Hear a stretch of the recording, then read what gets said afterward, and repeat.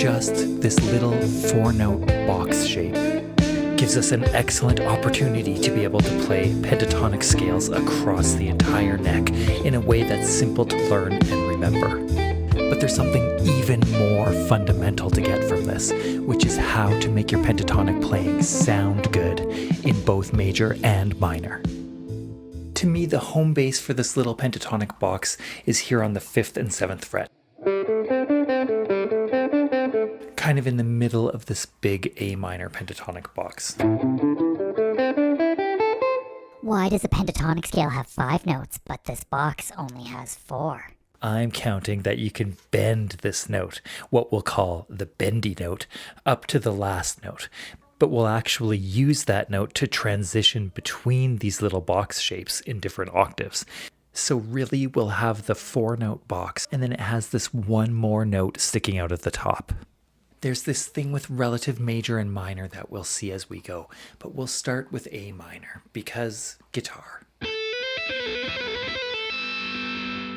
This is the root, the note we'd most stereotypically land on. It's a good note to begin or end on, and the other notes tend to want to get pulled back towards it. And it's a good note, as with any note, to be a candidate for vibrato. But what I wouldn't recommend to do as much is to give it a bend, because unless you bend it quite far and you're quite confident, it'll just end up sounding sort of out of tune. And so sort of a noob thing to do is bend the root. And you'll never really hear a professional do that. But we can vibrato that note. And it's a good note to end on or to get to at the end of a phrase. Then there's the note below the root, the minor 7th, which just means that it's 2 frets below the root, and it has a tendency to want to get pulled back towards the root.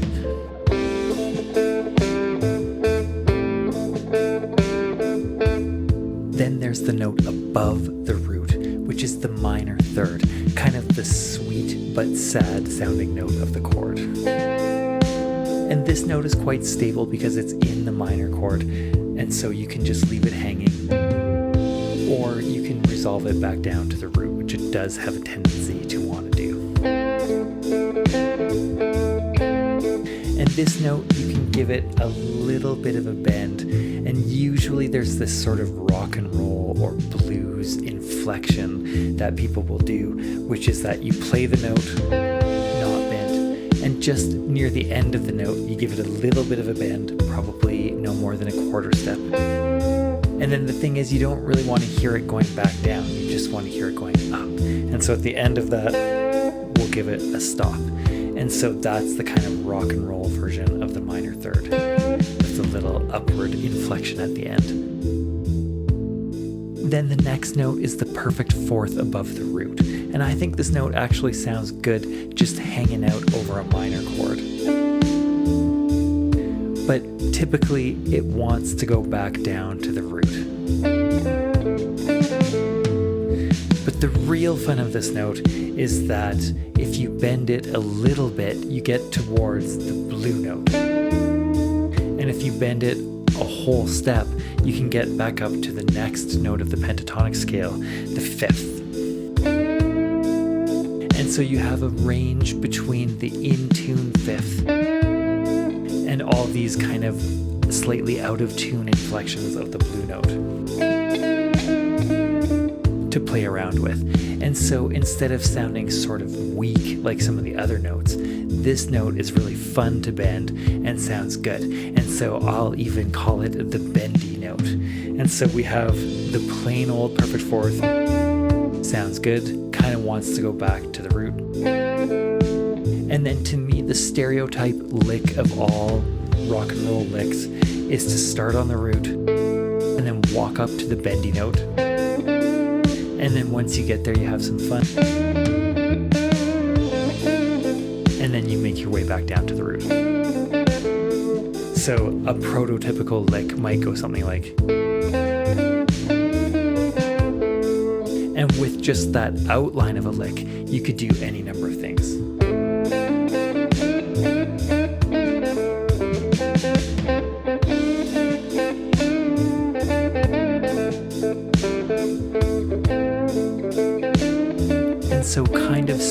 out of our little 4-note box, we have the last note of the scale, which is the note that we bent up to, 2 frets above. And in between those, if we want to, we can put the blue note. And so we have our entire box shape with the blue note. There's a PDF linked in the description, but what I'd recommend to do is go through all the little boxes individually and recreate some of these little prototype licks in each one. And then the thing that makes this so good for playing by ear and playing expressively is that you always have the same function notes with the same finger in each box shape. And so you can really play more by ear than just thinking with your fingers.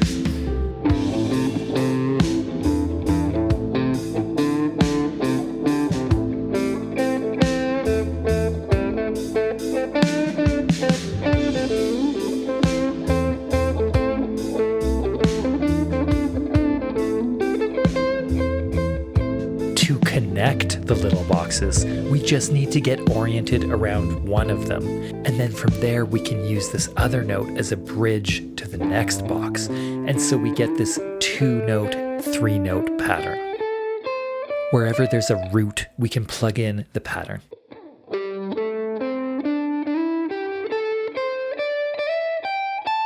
And we basically get these 2 main pathways. And so it's a nice combination with any other scale shapes that you might already know. Or you can just play in these little boxes.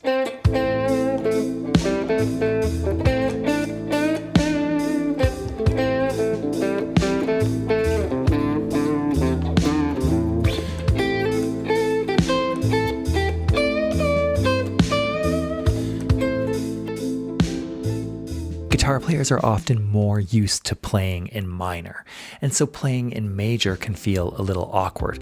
And as a teacher, I can basically diagnose the reason why, is that in 90% of the cases, people are trying to reuse the same muscle memory licks they have for minor, and so they're leading with their fingers instead of leading with their ears. So it just means that we gotta use our ears to make up some new major pentatonic licks and then muscle memorize those. It's the same 4-note box shape and connecting notes, and in fact the exact same as what we got in A minor, except we're basically just circling the C's. I think of it as the notes having different handles, and so how you play it depends on how they sound at that moment. So the root of major is here. And so again, it sounds fine with vibrato, but we probably don't want to try to give it that blues curl because that will give it that sort of noob out of tune effect. And then next, let's do this note, the 5th of the scale. And this note is probably the second most stable sounding note. It's kind of the other power chord note. And so those are our 2 main stable sounding notes, the root and the 5th. And then this note was the root of the minor pentatonic, and so we might have a muscle memory sort of longing to keep landing on that note all the time.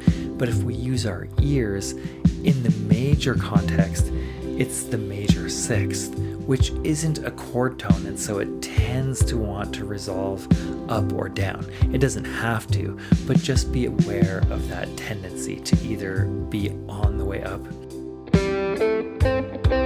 or on the way down.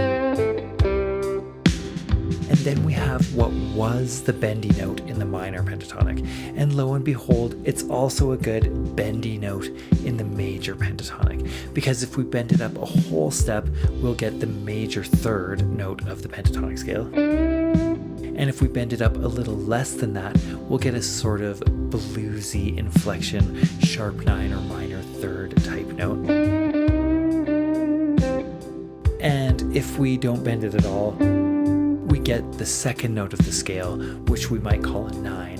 And again, it's the same kind of bendy note.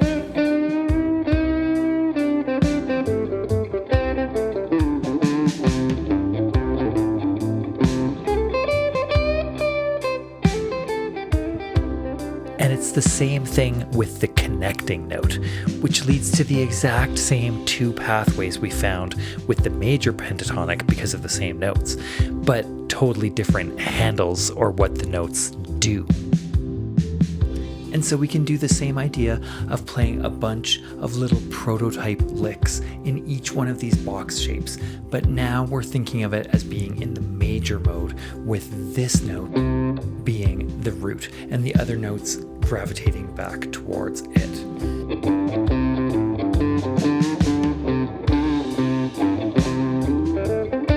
So the A minor and C major pentatonic scales are the same notes, and we can use the same boxes in the same diagonal 2-3 note pattern, but they have different handles and they behave differently over their respective chords. And we just want to clearly expect the different functions of the notes in the little box shapes in the two different modes, minor and major, and so we can practice going back and forth between the two.